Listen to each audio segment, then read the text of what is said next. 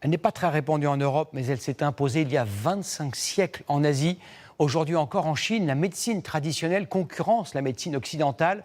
Elle représente un chiffre d'affaires annuel de 100 milliards d'euros. Marine Zambrano et Ke Gao nous emmènent au pays du ginseng et de la mandragore. C'est un rituel que Jia Wang maîtrise parfaitement. Il n'est pas apprenti sorcier, mais en plein soin de médecine chinoise. Il réalise ici une moxibution. C'est un traitement qui agit sur les douleurs d'estomac, les douleurs d'épaule, de dos ou de jambes. Une méthode qui consiste à chauffer des points du corps en brûlant ce concentré d'herbe placé dans chacune de ces boîtes. On conseille de l'appliquer pendant une quinzaine de minutes. Après ça, je ressens une vraie amélioration. Jia Wang a 28 ans, il est professeur d'EPS et grand consommateur de médecine chinoise. Ça, c'est pour les massages. Ici, j'ai mes herbes pour les pieds et puis j'ai encore d'autres choses dans la cuisine. Un budget mensuel de 130 €, soit 1/10 de son salaire. J'estime que ça vaut le coup de dépenser autant d'argent pour ma santé. Rester en bonne santé, c'est la nouvelle préoccupation de la jeunesse chinoise.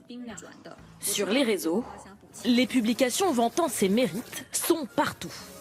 Que ce soit les enfants ou les personnes âgées, tout le monde peut en boire. Mais aussi dans les médias d'État, particulièrement pendant la période du Covid. Pour faire face au coronavirus, la médecine chinoise a un rôle à jouer. Un moyen de promouvoir la culture chinoise face à l'hégémonie de la médecine occidentale. À Shanghai, cette apothicaire en est la meilleure ambassadrice.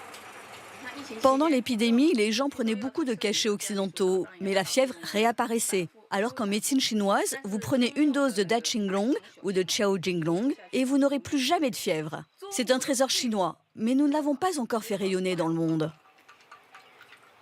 Qiu Hua exerce depuis 20 ans. Elle connaît tous les secrets de cette médecine, apparue il y a plus de 2300 ans. Son échoppe regorge de remèdes plus mystérieux les uns que les autres. Peau de serpent, scorpion et même de la corne de cerf pour rendre les garçons vraiment puissants. Des potions pas toujours faciles à avaler. Celle-ci pour lutter contre l'insomnie. Ces traitements peuvent coûter très cher. Comptez 2000 € pour cette boîte de champignons récoltés dans les montagnes tibétaines.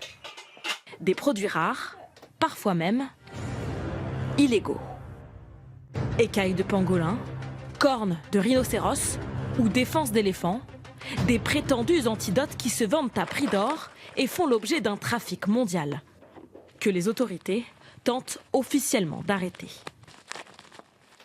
La médecine chinoise, une manne financière estimée à plus de 62 milliards d'euros. De quoi en mettre à toutes les sauces. Ce glacier en a fait son fonds de commerce, fraîchement ouvert l'été dernier. Qu'est-ce que c'est ?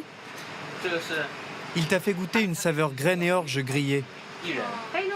Au menu, des saveurs comme le bambou, qui renforcerait les os, ou encore l'hortensia, bon pour les reins. On va goûter. Alors ça a vraiment un goût d'herbe très prononcé, mais c'est pas mauvais. C'est pas trop sucré. Bobby, le responsable du magasin, nous explique la genèse du projet. Dans l'industrie, on dit qu'on peut tout mettre dans une glace. Et mon patron a vite compris que les jeunes se concentraient de plus en plus sur la santé depuis le Covid. Depuis, la boutique ne désemplit pas. Un succès tel qu'il prévoit d'en ouvrir d'autres dans toute la Chine et même aux États-Unis.